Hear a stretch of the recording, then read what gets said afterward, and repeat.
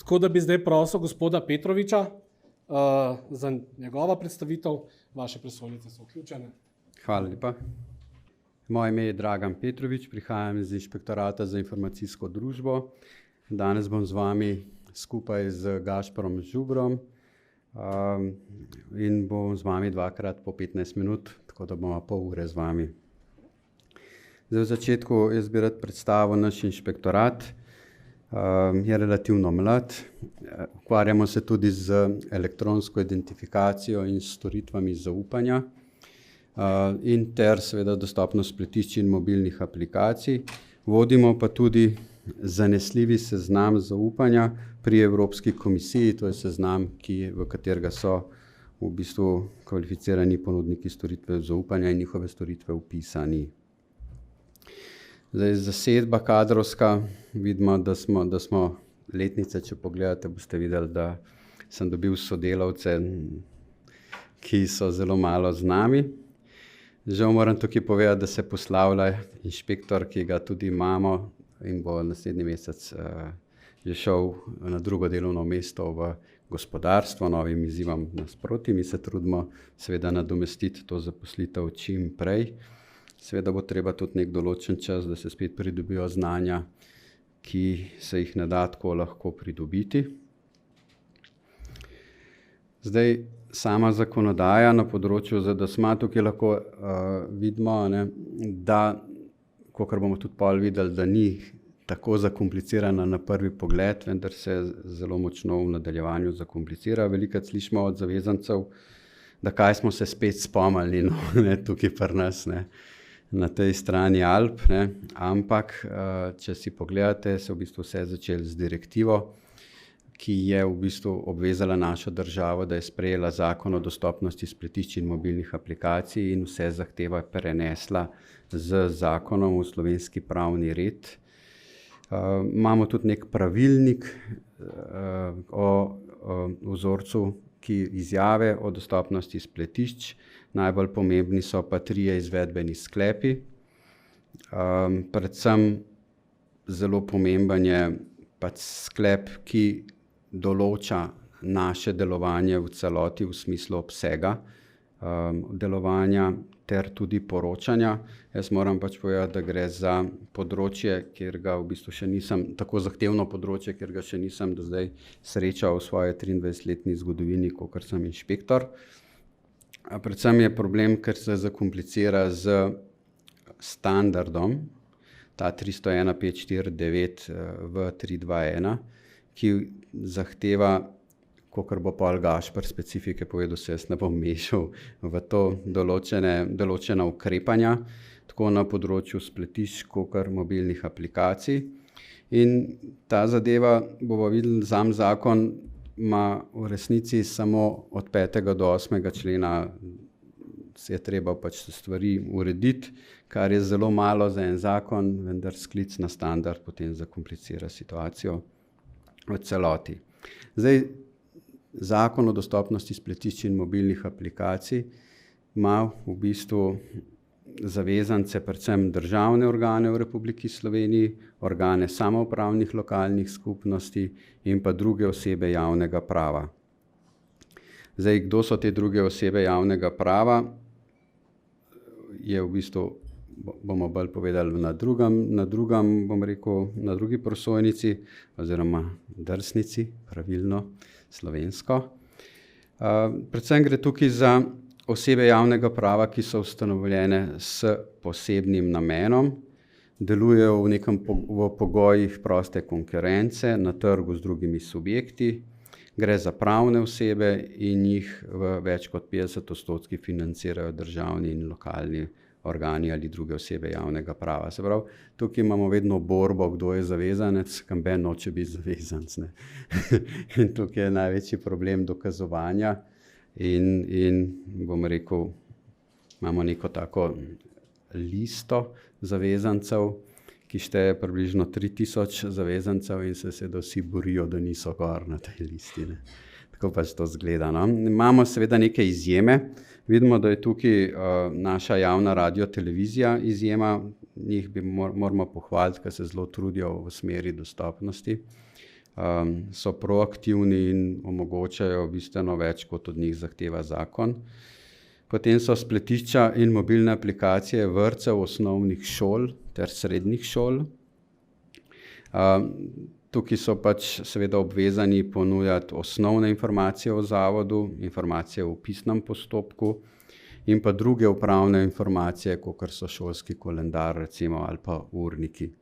Zdaj, seveda oni lahko naredijo to na svoji osnovni spletni strani, seveda to pomeni, da morajo zagotoviti, da je njihova spletna stran dostopna, ali pa to naredijo na drug način. Recimo jaz sem pozval Združenje ravnateljev vrtcev ali pa srednjih šol, da bi zagotovili to enovito, pa se nekako ne uspejo zmeniti. Pa tudi veliko na temu, da bi karkoli zagotovili, ne delajo prav močno, no, če smem reči, tako da z njimi se bomo morali posebej pogovoriti. No, tukaj zdaj te zahteve na področju ZDSMA, ta 5. člen je v bistvu nekako centralni, če smem reči, ne. On v bistvu zahteva, da so v bistvu spletišča zaznavna, operabilna, razumljiva in robustna. Zdaj tukaj le piše, kaj pomeni. Mogoče ne bi šli v te detajle zdaj ta trenutek, da ne bi vzemali ta čas, ampak to je bistvo te dostopnosti, ne. In seveda 5. člen fiksira harmoniziran standard in tukaj se v bistvu potem zaplete cela situacija. Teh 5., 6., 7. in 8. člen se zakomplicirajo zaradi podlagi tega standarda. Zdaj, ta standard je, vidimo tukaj 301.549 verzija 3.2.1 trenutno edini ustrezni. Določa ga Evropska komisija z izvedbenimi akti in potem v bistvu nekako SIST povzame in prevede, kolikor ga uspe, ne. No in to tako objavi in se potem recimo lahko vidi, kjer je v resnici trenuten in kateri je bil, recimo verzija 2.1.2 je bil pa vse do decembra, februarja 2022. No, zdaj 6. člen govori o oceni nesorazmernega bremena. Tukaj je velikokrat težava v razumevanju, kaj je ocena nesorazmernega bremena, kaj pa je izjava o dostopnosti. In tukaj mi velikokrat povemo, bom rekel, zavezancem, da bi tukaj naj se usedeli skupaj ljudje recimo v organih, ki nekaj vejo o samih spletnih straneh in o dostopnosti in ugotovijo, kaj na njihovi spletni strani ni dostopno. To zapišejo v prostem zapisu, obličnost ni predpisana in tudi povejo, zakaj ta, bom rekel, vsebina ni dostopna, razloge, zakaj ni dostopna, ne. Se pravi, tukaj imajo zakon in tukaj omogoča, da se začasno, jaz rečem, izvlečejo iz zakonske obveznosti, seveda z utemeljitvijo. Smo pa tukaj zelo rigorozni in zahtevamo, da se na temu dela, da se vsako leto na tej nedostopni vsebini dela, da se ta zmanjšuje. To je v bistvu tak namen. In seveda tisto, kar ni dostopno, se potem tudi izjavo o dostopnosti zapiše. Zdaj ugotavljamo, da so te izjave napišejo radi reda, ne, ko se temu reče, se jih napiše zato, da nekaj je in potem se na njo pozabi. Ne, izjave prav nasprotno morajo biti posodabljene in morajo odražati realno stanje. Kaj pomeni realno stanje? Da se pravi, če jaz pogledam izjavo o dostopnosti, moram ugotoviti, kaj ni dostopno. In iz tega naslova, ko ugotovim, kaj ni dostopno, moram na temu potem tudi delati, ne. Povratne informacije treba na spletišču zagotoviti, to pomeni, da se v bistvu zavezanec, da se zapiše pač, kaj je potrebno, kdo lahko določene informacije, ki niso dostopne, interpretira in se tudi v bistvu navede inšpekcijski organ noter, koga se lahko kontaktira v primeru, da se karkoli da se v bistvu neka nesoglasja in se jih ne da rešiti. Zdaj, inšpektorat je od ministrstva prevzel tudi usposabljanje in ozaveščanje, zaradi tega smo tudi prevzeli sekretarko, kot ste od začetka videli pri kadrovski zasedbi. Tukaj se inšpektorat dela na promociji in ozaveščanju, zato smo tudi danes tukaj in bomo tudi, upam, v petek in na vseh dogodkih, kjer bomo lahko delali na tej promociji, da se bo ta ozaveščenost v naši družbi korenito spremenila. Se pravi, mi si želimo, da bi ljudje razumeli, da obstajajo med nami tudi osebe, ki potrebujejo prilagojena spletišča in aplikacije. To je naše delo in na temu se tudi trudimo, tako kot zdaj vidim tudi drugi, kar je zelo pozdravljam. Seveda se trudimo tudi, bom rekel, da spodbujamo lastnike spletišč in mobilnih aplikacij, ki trenutno niso zavezani.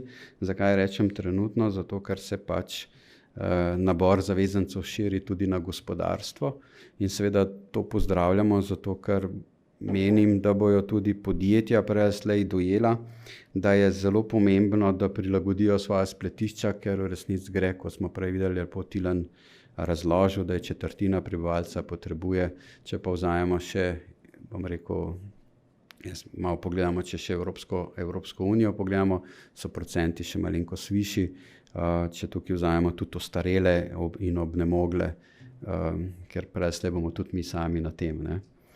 Tako da mi se trudimo, da tudi za tiste, ki zdaj niso obvezni, da razumejo, da je to njihova poslovna priložnost, s katero lahko izkoristijo in ponudijo trgu tudi prilagojena spletišča in s tem si povečajo potencialne kupce. Inšpekcijski nadzor je od 5. do 8. člena, ukrepi so v 12. členu, pa jih ne bi posebej naštevali, kazenske določbe so tudi predvidene, še vedno nismo nobeno kazen izrekli, tukaj slišimo veliko kritik. Mogoče bi jaz tega naslova ponovil, da imamo problematiko v tem, da ima 3000 zavezancev podjetij, ki pa znajo zagotoviti dostopna spletišča, je pa daleč premalo. Tako da mislim, da bi bilo treba na temu delati, da bi lahko razumela podjetja, da gre za veliko potencial, veliko poslovno priložnost in da se v bistvu zmigajo v tej smeri, ne. Začetek uporabe, velikokrat slišimo, da je pa zdaj že pa nimamo denarja, pa ne, zdaj pa poglejmo datume, do kdaj je to bilo treba, vidimo, da je že 5 let zadeva in da bi bilo treba, to pa smo neki zdaj, ali je, kaj se je to zgodilo zdaj, to ni naše, je preskočil na drugo prezentacijo. Ja, ampak mi smo rekli, da bi združili, ali smo vse v redu, bomo pač pol bo Gašper nadaljeval, ko bo se opravičujem. Hvala lepa.